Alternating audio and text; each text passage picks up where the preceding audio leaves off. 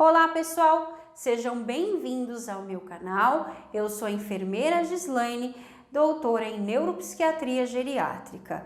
Hoje, a pedido dos meus seguidores, eu darei início a uma sequência de gravação colocando dicas sobre o manejo dos sintomas da doença de Alzheimer.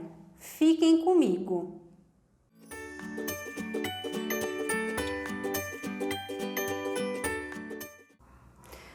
Para conviver com os sintomas da doença de Alzheimer, é extremamente importante que as famílias e os cuidadores saibam reconhecer e identificar esses sintomas e também diferenciá-los das atitudes anteriores desse idoso. Por quê? Porque com a doença de Alzheimer há mudanças cognitivas. O idoso ou a idosa passa a ter um novo funcionamento, que é diferente de birras ou provocações do idoso para com o cuidador ou para com os familiares. Então, com esse novo funcionamento, há um prejuízo evolutivo ao longo da evolução da doença. Então, esses prejuízos requerem uma maior flexibilidade da família para se adaptar a essas mudanças que esses prejuízos vão trazendo. Então, a família precisa, então, compreender e reconhecer esses prejuízos no seu ente querido. E não tentar a todo momento vê-lo como ele era anteriormente à doença, ficar naquela esperança de que ele vai voltar a desenvolver as atividades como ele fazia antes da doença. Não, é importante que se aceite que haverá perdas e que esse idoso vai então ter um novo funcionamento. O quadro é irreversível, mas isso não exclui o paciente, o idoso, a pessoa que está ali. Ela apenas está tendo uma alteração. Dessa forma, precisa então se manter a identidade do paciente, ele precisa estar num ambiente que ele reconheça como seu. Isso, essa alternativa, de se trabalhar o ambiente vai fazer com que ele se reconheça dentro do seu ambiente e contribuir para minimizar os sintomas da doença no desempenhar de suas tarefas, nas suas funções e no seu relacionamento. Então, conhecer a doença e a evolução da doença é fundamental para se adotar condutas e saber oferecer ajuda para esse idoso e melhorar o convívio dele. E para isso existem medidas preventivas, como de organização da rotina, do ambiente e também procurar aprender qual é o manejo adequado, como lidar com esse idoso de forma adequada. Em relação à organização da rotina do ambiente, procurar ter rotina estabelecida, diária, semanal, vai planejando semana a semana com o idoso as atividades, e isso contribui para que ele se localize, para que ele saiba o que ele tem que fazer. Dessa forma, contribui para diminuir a ansiedade. A todo momento a gente está se planejando, a gente sabe o que está fazendo agora, o que tem que fazer depois, o que vem depois. Uma pessoa com a capacidade cognitiva prejudicada, ela não vai ter essa capacidade de planejamento e isso pode gerar ansiedade. Dessa forma, a construção de planos junto, idoso e cuidador, e deixar um local visível pode contribuir para diminuir essa ansiedade e que a pessoa possa se localizar em relação a essas atividades. E nessas atividades pode conter o quê? consultas, assistir televisão, atividade como tomar sol, caminhadas, passeios. Mas é importante lembrar que paciente com comprometimento neurológico, ele se cansa mais rápido. Então, deve-se obedecer intervalo de descanso entre as atividades, para que o paciente não se desgaste demais e perca aí a vontade de realizar essas atividades. Além disso, deve se preocupar com o ambiente deve ser bem organizado, tá? A partir até de categorias, para que esse idoso se localize e não se perca durante o dia a dia.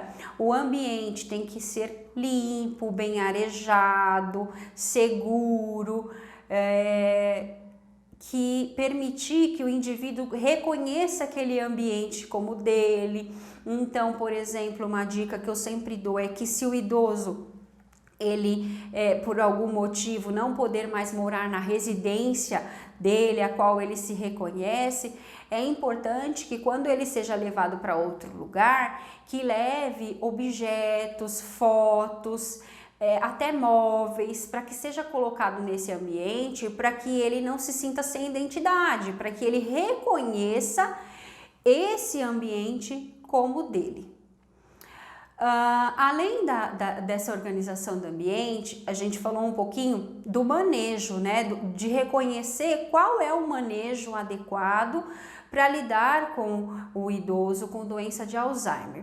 Então, quando a gente fala de manejo, a primeira coisa relacionada a manejo requer o que? Enfrentar essas mudanças e querer mudar. Né? Quando eu falo enfrentar, é no sentido positivo, de entender que muda e aceitar as mudanças e fazer aí as adaptações necessárias. Porque só a resistência à mudança já vai trazer uma dificuldade muito grande para manejar esses sintomas. E outra coisa que precisa ter ciência é que quando se trata de manejo, não existe receita de bolo. É extremamente essencial a paciência, o amor, o carinho, a capacidade de observação do indivíduo, de ver, reconhecer essa mudança no idoso e através da paciência e o amor ir fazendo os manejos e as adaptações.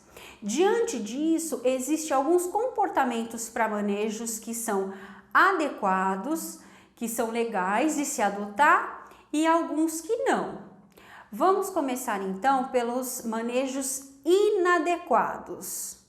Alguns exemplos de manejos inadequados podemos citar a insistência para que o indivíduo faça aquilo que ele já não consegue mais fazer. Esse tipo de conduta vai provocar um comportamento, né, uma sensação de incapacidade constante no indivíduo, porque ele vai se sentir frustrado toda vez que ele tentar e não conseguir.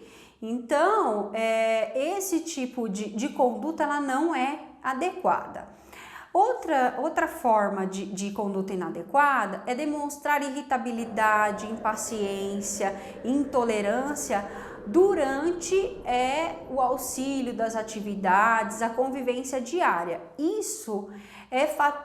Esse comportamento é fator para quebra de vínculo. Então, o vínculo vai se desgastar, porque ali tem um ser humano e esse ser humano ele vai sentir que ele está incomodando, né? Ele vai ficar com aquela sensação e cada vez mais vai se distanciar do cuidador. E isso não é bom. Não é bom porque deixa de estimular esse idoso, deixa de trabalhar a autoestima dele e ele vai progredindo cada vez mais rápido na doença, uma vez que ele não é estimulado.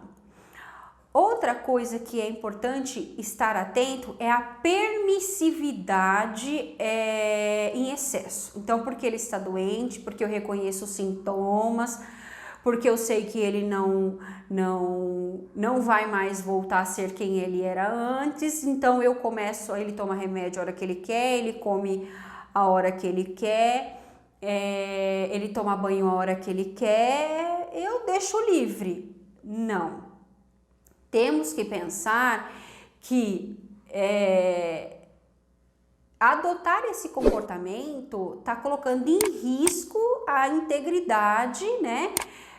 E a saúde do indivíduo. Então, permissividade demais atrapalha. A gente tem que pensar que nós temos que ser firmes, né? E ver qual é o gatilho e adotando no dia a dia falas que permita, né, que ativem gatilhos e forma para que esse idoso vá tomar banho, para que esse idoso tome as medicações, para que esse idoso coma, né, se alimente. Em relação a isso, a gente vai colocar mais dicas, mas um exemplo que eu quero deixar aqui para vocês, por exemplo, nós tivemos um caso de uma idosa que nós tínhamos muita dificuldade de encaminhar ela para o banho, e uma das formas de gatilho que a gente encontrou para ela tomar banho todos os dias foi que nós falávamos para ela que ela ia pintar o cabelo. Ela era muito vaidosa e toda vez que nós falamos hoje é dia de pintar o cabelo, vamos pintar o cabelo, funcionava, ela ia tomar o banho.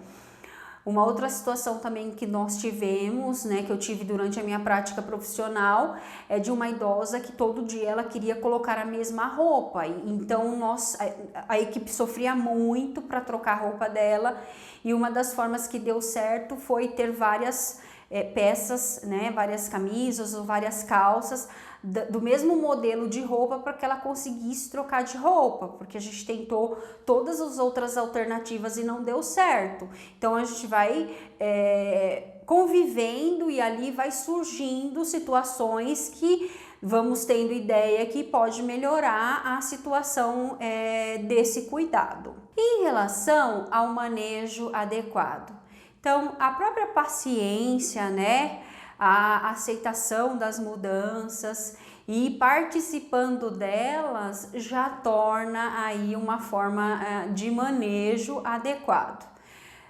A inclusão desse idoso nas escolhas, por exemplo, na escolha de roupa, né? Quando a gente fala de um idoso que não tem dificuldade relacionada a querer, por exemplo, usar todo dia a mesma roupa.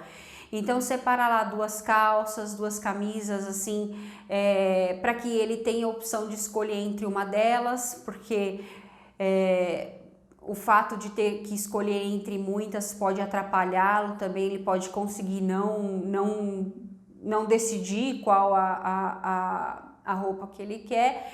A própria participação desse idoso na construção, na criação da agenda, das atividades diárias, né?